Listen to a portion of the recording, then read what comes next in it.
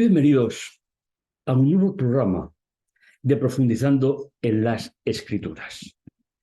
Escasamente hace unos días acabamos una serie donde estudiamos un libro del apóstol Pablo, pero ahora empezamos una nueva serie, los mismos capítulos, con un título general que llevará Intervención Divina. Un tema interesante de una necesidad imperiosa de repasar en nuestras mentes la importancia de un tema como este. Comenzamos con el primer programa que lleva por título Dios pensó en nosotros. Este título, fuera de un contexto donde podamos situarlo, posiblemente no lleguemos en sí mismo a entender la dimensión de lo que significa. Pero vamos a verlo en el primer programa de hoy. No te lo pierdas. Recuerda, estamos en directo. La intervención divina en teología significa que algunas personas creemos que un ser supremo divino puede hacer cosas especiales en el mundo o en la vida de una persona. Es decir, un Dios trascendente, un Dios real que se acerca cada día a la vida del ser humano.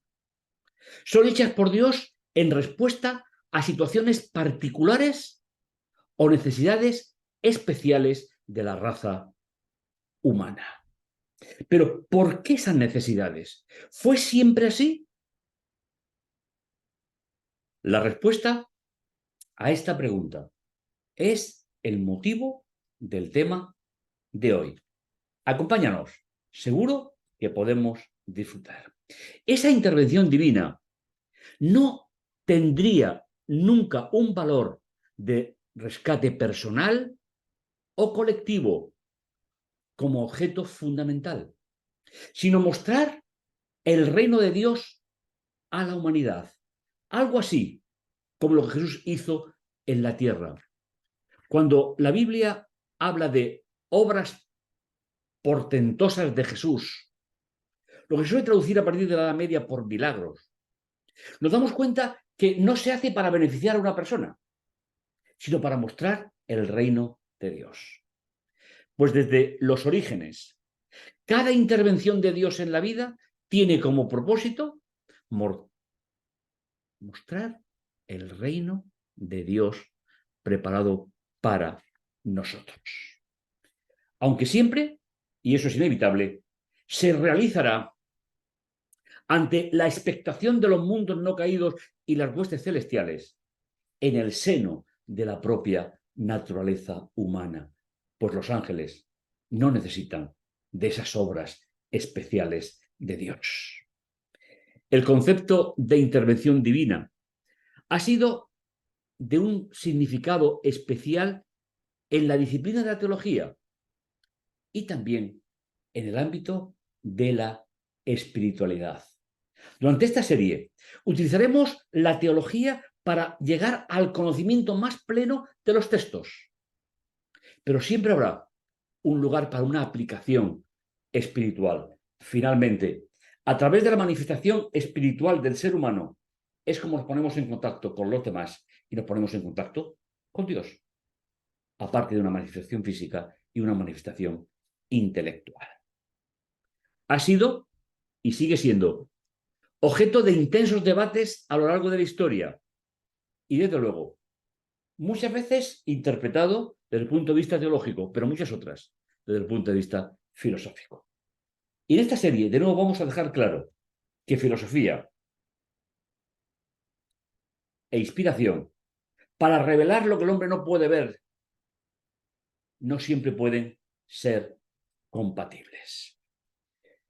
El lector atento de la Biblia pronto detectará que para Dios el tiempo no existe.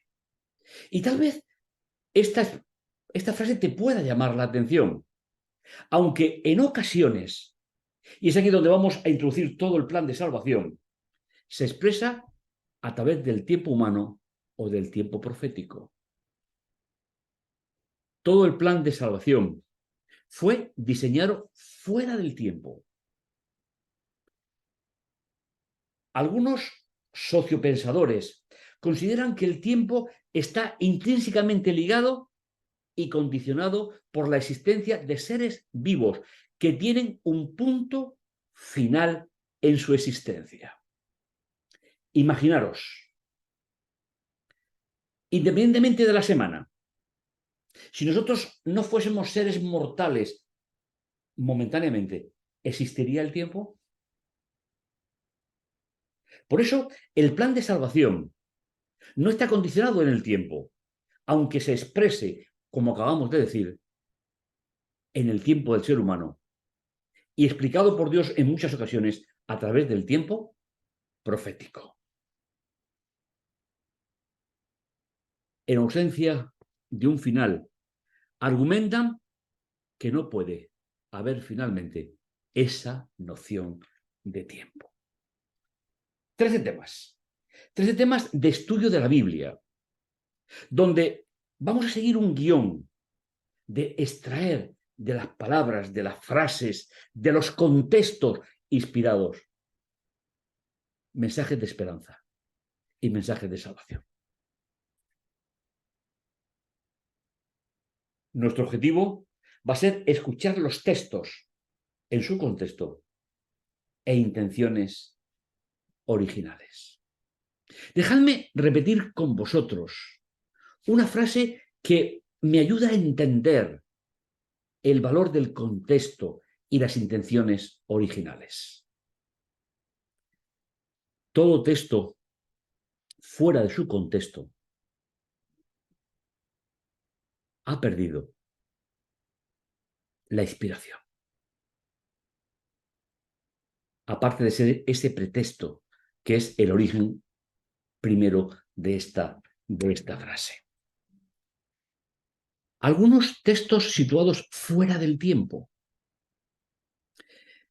Dice Génesis 1:1 en la versión de la palabra: cuando Dios en el principio creó los cielos y la tierra.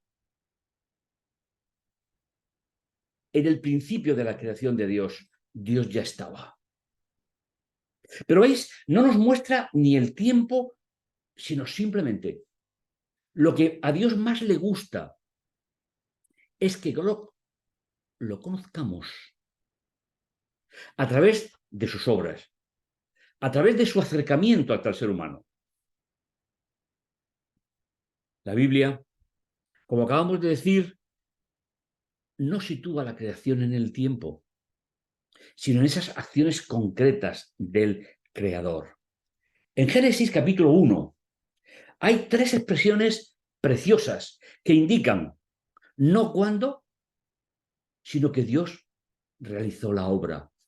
La primera es, creó Dios. La segunda es, dijo Dios. Y la tercera, hizo Dios. Estos 3 verbos en Génesis 1 no son temporales, sino que están ligados a acciones concretas de Dios para la vida del ser humano. El relato termina con un precioso versículo del Génesis 1:31. Y vio Dios todo lo que había hecho. Veis que sigue repitiendo uno de los 3 verbos. Y todo era bueno, bueno en gran manera. Y fue la tarde y fue la mañana, el día sexto. Semana sí, pero aún no ha aparecido el tiempo. Pero en un momento determinado, sin saber exactamente cuánto pasó en los relatos de Génesis 1 a Génesis 3, ocurre lo que hizo necesario que aquello que Dios había diseñado desde su tiempo, pero no un tiempo determinado, sucedió. No porque Dios lo diseñara, sino porque diseñó seres con libertad para decidir. Entonces, la mujer se dio cuenta de lo hermoso que era el árbol, de lo delicioso que eran sus frutos y tentador que era tener aquel conocimiento.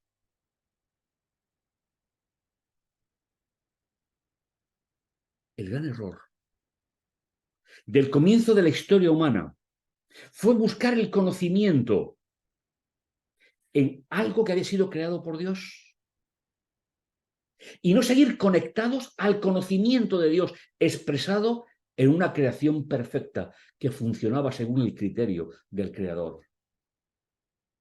Y tomó del fruto, ese fruto que Dios le había dicho anteriormente, no comáis de él, ni lo toquéis, porque moriréis. Y comió. E hizo partícipe a ese 50% de la raza humana que habían salido del pensamiento y de la acción de Dios. Eso hace necesario que se reformule el pensamiento eterno de salvación de parte de Dios. Génesis 3:15. Pondré. Sujeto, Dios. Pondré enemistad entre ti. Está hablando a la serpiente, a esa primera manifestación de brujería de la historia, a través de un animal creado. Dios se compromete a esa enemistad entre la serpiente y la madre de la raza humana, entre tu descendencia y la suya, o tu descendiente y la suya. Su descendencia te aplastará la cabeza y tú le morderás el talón. A partir de aquí empieza a correr el tiempo. Muy poco tiempo después, Adán y Eva vieron morir a su hijo. La vida se vuelve ocasional, dolorosa, y Dios va a poner en funcionamiento a través de la línea de tiempo de seres humanos que somos limitados en existencia, la enemistad anunciada en Génesis capítulo 3, versículo 15. En el tema de hoy vamos a ver algunos retazos de cómo se va haciendo patente a lo largo de la historia esa enemistad. Sujeto, Dios. Destinatario, la raza humana. Interpelación para el que quiere personalmente aceptar el proyecto de Dios.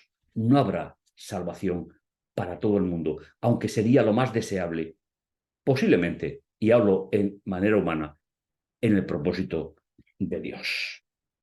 La gran necesidad del ser humano. Aspectos fundamentales que Dios tiene, en los que Dios tiene que ayudar a corregir lo que el pecado ha hecho en nuestra naturaleza. Una intervención divina de reconciliación. Dios, ser humano hacia ser humano. Esa enemistad que Dios ha prometido.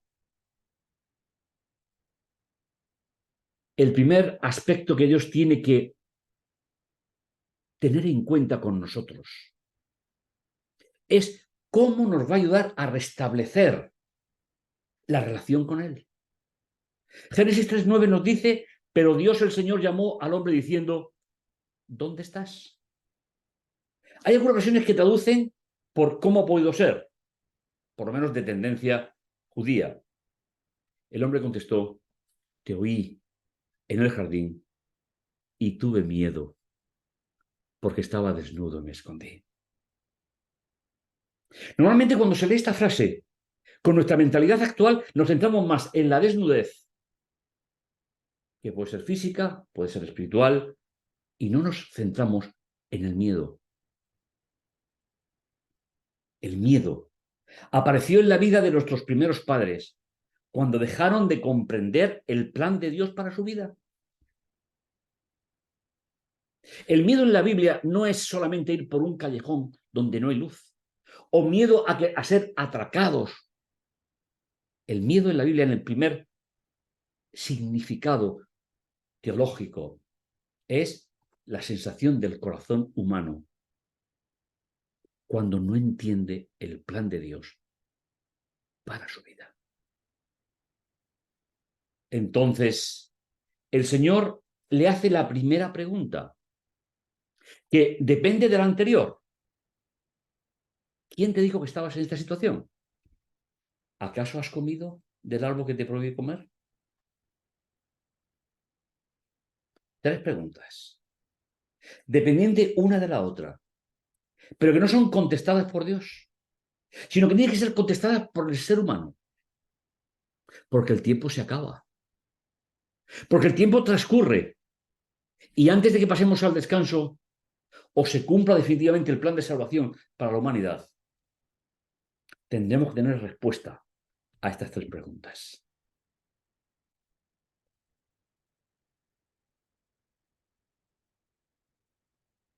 El Señor se compromete a través de una alianza. Finalmente, el plan de salvación es situado en el tiempo humano o en el tiempo profético a través de una alianza, no de un pacto, como suelen traducir las versiones. La alianza tiene como sujeto a Dios, como autor a Dios, como diseñador exclusivamente a Dios, pero como destinatario exclusivamente al ser humano, para que sea aplicada en su vida en todo su periodo accesible de vida. Esa alianza que será desarrollada a lo largo de todo el texto bíblico será una alianza eterna, que yo seré tu Dios y el de tus descendientes. Esa es la primera alianza para la reflexión de nuestro programa hoy. Alianza eterna. Seré tu Dios y el de tus descendientes.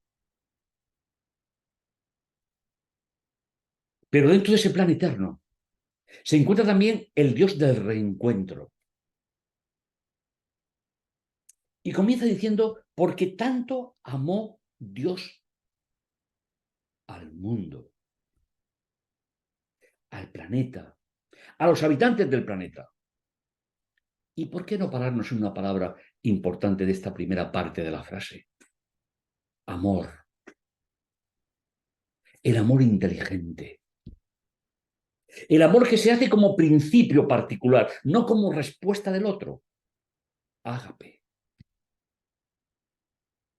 Dios envió a su Hijo, al único Hijo, que es el Dios encarnado, no porque esperara una respuesta del ser humano en primer lugar, sino porque es el plan eterno, fuera del tiempo, introducido en el mensaje profético, en el tiempo del ser humano. Y una simple cláusula de esa alianza para que todo aquel que crea en él no perezca, sino que tenga vida eterna. A Adán y Eva se le prometió que si comían, entrarían en el tiempo y su vida estaría limitada.